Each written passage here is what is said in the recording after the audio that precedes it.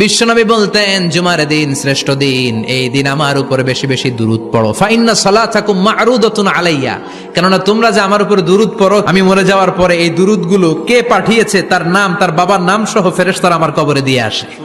সাহাবারা বললেন, ইয়া রাসূলুল্লাহ কাইফা সালাতুনা মা'রুদাতুন আলাইক, আপনি মরে যাওয়ার পরে আমাদের দুরূদ কেমন করে আপনি দেখবেন? ওয়াকাদ আরিমতা, আপনি তো পচে গলে মাটির সাথে মিশে যাবেন। বিশ্বনবী বলেন, ইন্নাল্লাহা হাররামা আলাল আরদি আন তাকুলা আজসাদাল আম্বিয়া, নবীদের লাশকে খেয়ে ফেলা, নবীদের লাশকে পচিয়ে ফেলা জমিনের সব মাটির জন্য আল্লাহ হারাম করে দিয়েছে। নবীদের লাশ পচে না, নবীদের লাশ গলে না।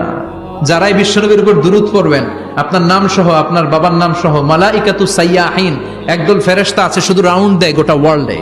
কারা বিশ্বনবীর উপর দুরূদ পড়েছে, এই দুরূদ নিয়ে, এই নাম নিয়ে বিশ্বনবীর কবরে তারা পৌঁছে দেয়। চিল্লায় পড়েন আল্লাহু আকবার।